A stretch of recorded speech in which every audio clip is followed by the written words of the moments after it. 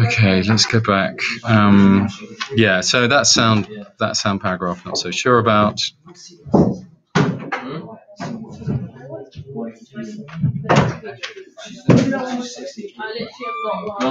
Right, this should have all come earlier, I think, about the mise en scène of his costume, what he's wearing.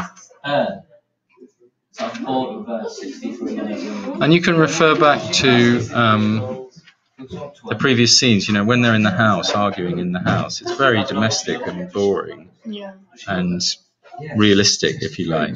So this shows a kind of slightly unreal, not unreal, but there's a very strong contrast to when their relationship is breaking down, where the arguments take place in a kitchen, to here where it has broken down, but they've reached a new level of understanding, and the connotation is they're away from that friction, that domestic friction, and they're here somewhere kind of special. I'll send you a trailer.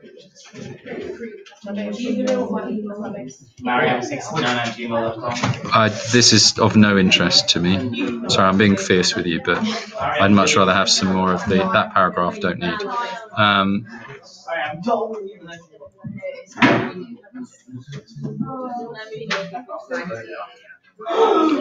To provoke, I would say, an emotional, a final emotional response from the audience rather than an emotional final.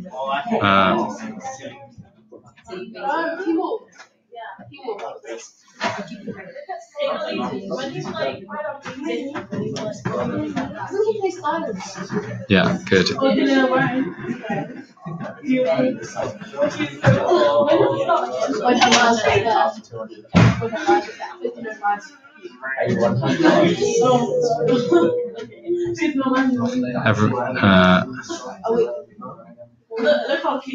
Everything that happens in the film revolves around them. I think I wrote that somewhere. No, but not revolved. Too noisy. Shh, guys, you're gonna have to wear headphones if you're talking. All right. There is no reason to be talking about your own coursework to anyone but yourself and your keyboard. Huh? Sure. If you go for the lower headphone socket, it should work. Okay.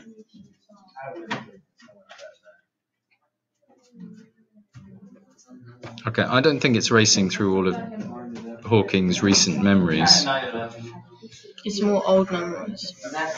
But we're not in his head. We're talking about you could say it suggests his memories. If it was in his head, it would be point of view shots, not like different shots. But why do we think it's his memory? Surely it's what we, the audience, have seen. Yeah. So don't talk about his memories. It's a different perspective. It's recapping the film, the notable moments in the film for the audience to create this emotional response in the audience, I think, rather than saying these are his memories. We don't really know what his memories are at that point. Okay.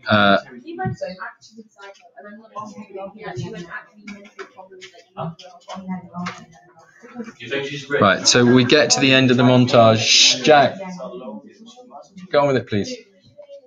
We get to the end of the montage and the beginning of the storyline. What does that mean? Oh, you mean the beginning, which returns the audience to the opening of the film. Yeah. So let's say that, which returns the audience to the opening of the film.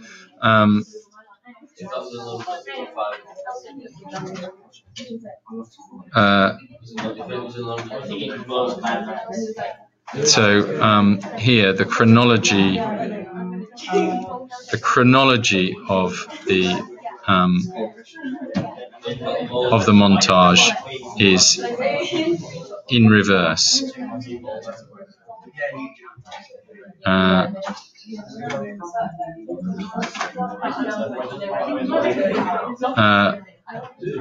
The overall feeling created by this editing choice is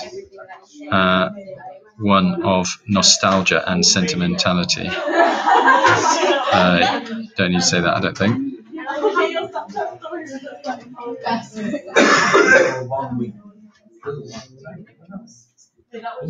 Yeah, that's fine on the sound.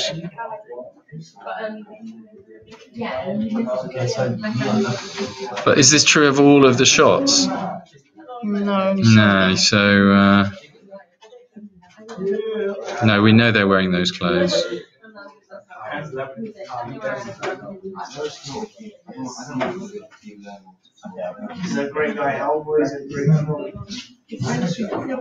Do not use the word vibe, and you've already said that about.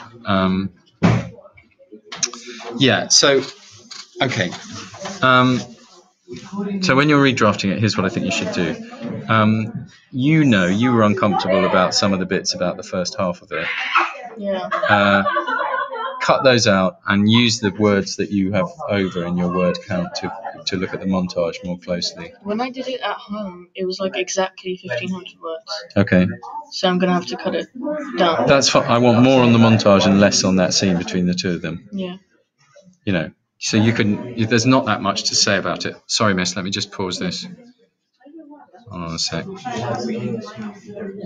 I'm recording myself to be listened to in the future. By pause. Yeah. So shift the balance to the montage.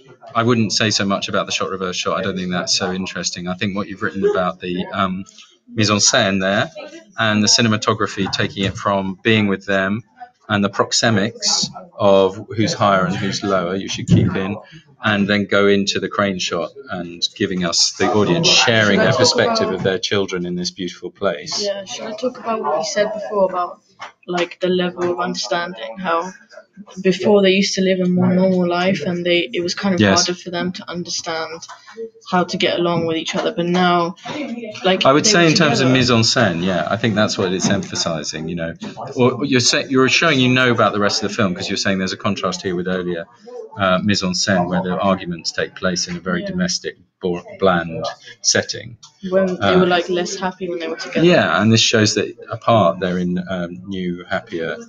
The connotation is things are better because all of these the sun is shining and their children are playing.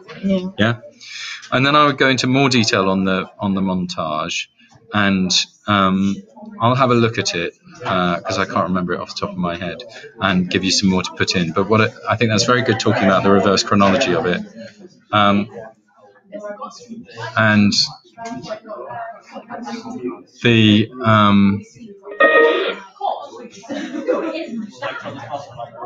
and the idea that it brings the audience back to the very beginning of the film. That's all good. What I'd like is a bit more, that great long list you've done of close-ups, long shots, I don't think that's going to get you as far as saying an important shot is. Yeah. This shows that. Marsh has chosen this shot because, so then you're talking about the meaning of the montage. It is immediately followed by a shot which gives the audience the impression or reminds the audience that something or other, okay? So more sophisticated analysis of the montage rather than just saying, there's this shot, this shot, this shot, this shot. Yeah. Choose a couple of prime moments and try and draw them out a little bit more and talk about why they're there and why. Because the montage is all about choosing and arranging. Yeah. So why has the director chosen this one, and this one, and not that one? And why has he put this one next to that one? Yeah. Yeah, that juxtaposition. Yeah.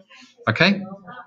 Is it two videos? Huh? Or is it one video or two videos? What? It'll be two when I send it to you. Right, let me stop this one.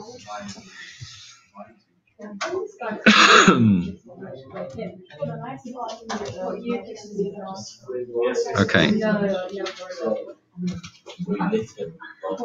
Okay, bye then. Good luck with it.